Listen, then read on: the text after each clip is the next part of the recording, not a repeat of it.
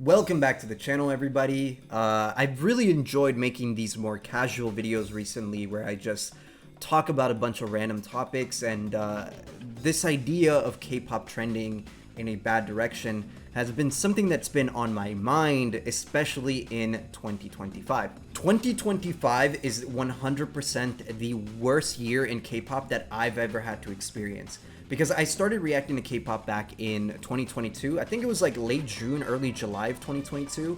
And we are now in 2025. So it's been exactly 3 years since I started posting on the channel, or at least posting K-pop in the channel. And since then, there have been so many great moments. I mean, 2022 itself was a really cool starting off point because although the majority of that time I was spending, reacting to the Twice albums and catching up on all the Twice songs, there were also some really fun and interesting songs that were coming out from other groups during that time as well. 2023 was a great year for K-pop. It felt like every single month there was a new hit. There was a new banger that was just blowing up on the internet and everybody was listening to it and everybody was talking about it. I reacted to a ton of groups. I listened to a ton of music.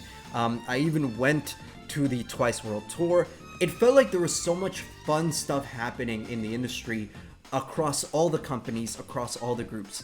And that made it exciting because even though, I wasn't reacting to just Twice anymore, the stuff that was coming out was still very entertaining, and I found new groups to enjoy and new songs to add to my playlist. It was a great year for K-pop all around. 2024 was definitely the year where K-pop for me started to slow down, and I think a lot of you guys might have noticed that based on the fact that I was posting a lot less. I mean, 2024, I think I only posted maybe 20 to 25 videos. It's probably less than that. I actually don't know the actual number. But yeah, the amount of content that was going up on the channel slowed down, and that's partly because the stuff that was coming out in 2024, it just wasn't as interesting. I think something that I started to notice is that not all K-pop groups are built the same. Some of them are able to put out consistent quality music every single time, and others, they just don't. And that makes it very hard to enjoy listening to everything that comes out, because the reality is that at some point there's going to be a bunch of songs that you just straight up don't like, or groups that make a specific type of music that you're just not gonna connect with. But I also think in 2024 there was just so much drama. Every month it felt like there was just some other group did this bad and it's like now they're getting canceled. It felt weird. I mean, we had the whole New Jeans thing. They tried to cancel Karina last year. They tried to cancel her this year too, but last year they tried to cancel her because she had a boyfriend. There's that guy from Rise that got kicked out. It was think about all the drama, and it just felt toxic. It just felt really toxic last year in the community in general.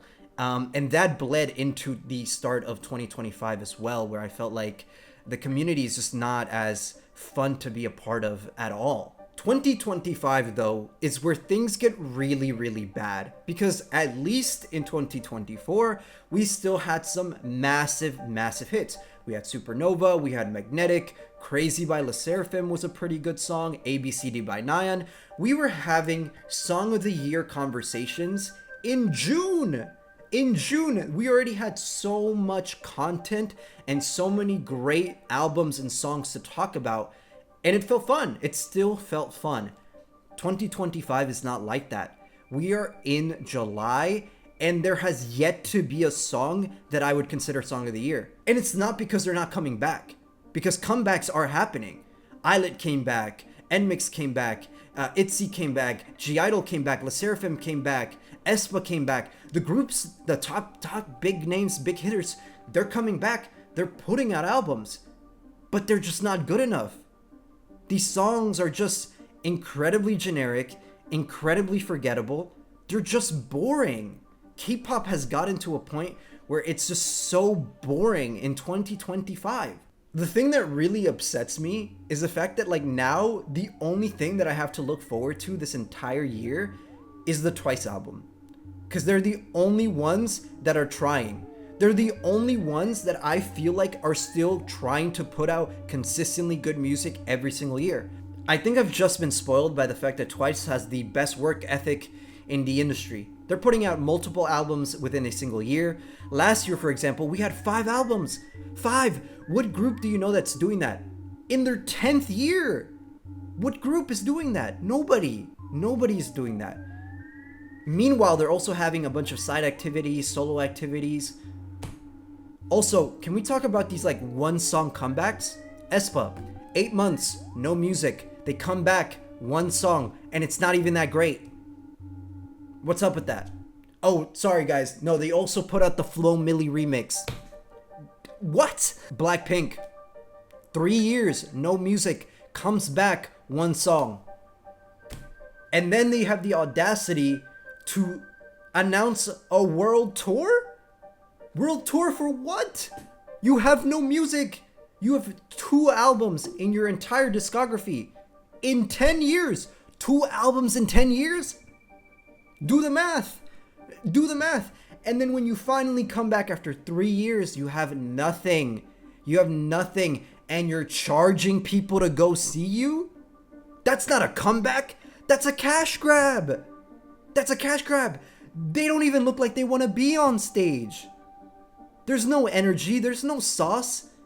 There's no heart. Their heart's not in it. What's the point of doing the tour? I'll tell you what's the point. The point is that YG, they still have rights to the Blackpink brand, and they want to use that to make money. And what's the best way to make money as a group? It's not by putting out music. It's not by selling albums. The easiest and best way to make money as a group is by selling merch and touring. And that's exactly why they're going on tour. It's a cash grab. You know it. I know it. Even the Blackpink fans know it. The diehards, the, oh my god, Jennie's the greatest of all time fans. They know it. We all know the truth. Let's call it what it is. It's a cash grab. I feel like the problem is that K-pop got way too big, way too fast. And the companies try to compensate for that by debuting as many groups as possible, right? I feel like they expected the growth to continue, but it really hasn't. Like, let's be honest. I think we've reached that plateau where things are only going to get worse. They're not going to get better. They're going to get worse. And now you have these massive catalogs of groups that are just not doing anything. The 5th generation groups, let's be honest, they all suck. There's not a single one that's worth listening to. It's like these companies are in arms race to see who can have the most. JYP has 5 girl groups. They added 3 new boy groups this last year. HYBE has been stacking up their divisions for the past like 3 to 4 years. YG announced that they're gonna add like 4 new groups. 2 of them being girl groups. What? What is going on? Where were the days where a company would only have 1 boy group, 1 girl group, and that was it? That was the generation. And so you had direct competition. JYP girl group, this is their 3rd gen girl group. SM 3rd gen girl group. YG 3rd gen girl group. They were the contemporaries, right? And that was it. That's all you had. Now it's like 4 different girl groups from one company fighting 4 different girl groups from another company, and they're all making different songs, but sometimes they make the same kind of song, so it's like, it's all generic nonsense. It is literally generic nonsense at that point. And the worst part about it is that unlike before where there was no competition, now there is. Both China and Japan have begun to adapt the K-pop model and are starting to make groups exactly like that, but with idols from their countries. And I'm gonna be honest with you, some of the stuff that I've heard out of Japan is way better than K-pop. Way better. The groups look cooler, the music sounds better. It's only a matter of time before those countries start to take over. Because realistically speaking, their music markets are way larger than Korea. And the general public, the casual audience, they don't care if the idol music is Korean or Japanese or Chinese. They don't care about that. Let's be honest. It's all the same to them. They don't understand the languages anyway. They're gonna flock to whatever music sounds the best and whichever song is being produced the best. And right now, it's not in Korea. A lot of the fun, exciting, weird, and interesting concepts, they're coming out of Japan. They're coming out of China. China in general, their approach to the culture, to like world culture, they want to dominate modern culture through their TV shows, through their movies, through their video games, through their music. There's a massive wave. There's a massive push out of China. Hey guys, Sony from the future, because I wanted to add two more things to this video. The first one is, what's going on with these 2-minute songs? Why are the songs getting shorter and shorter? 2 minutes? That's not enough, man. Especially if there's a group that has a lot of members. You want more, not less. What's the point of 2 minutes? Where's the bridge? Bring back the bridge, man. The bridge is one of the most important moments in a lot of songs. You don't always have to have one, but when you do, it's always nice. It's always nice. K-pop used to be very good at doing bridges, and nowadays it's like you get a bridge once in a blue moon. It's actually surprising when you do get a bridge. But I don't know, man. Bring back the bridge. That's all that I want. The last thing that I wanted to add is just the fact that prices in general keep going up, right? I understand that. But concert prices specifically are going up an insane amount, and it doesn't make any sense. 800 to go see Le Sserafim for VIP. What? 800? Are you joking? And it's like, even if you were to buy the cheapest ticket, that's at least 100. At least 100. Your barrier of entry to just go see them in the nosebleeds is $100. That's insane. And obviously, I mean, they can do that because their fan base and their popularity is high enough to where they can charge those prices. But what about the smaller groups and the smaller companies? They're still charging these like really high premium prices, and they're booking them in these insanely large venues that they just can't fill.